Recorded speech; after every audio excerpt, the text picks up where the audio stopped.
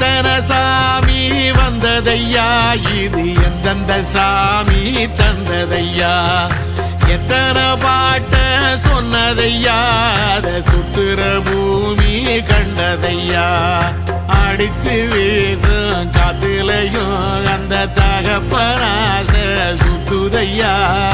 பிடிச்சு பூக்கும் விதையிலும் ஒரு வம்சத்து கதையே உள்ளதையா 100 தலைமுறை சேர்ந்து செதுக்குன ஈர நலம் இது பாறையா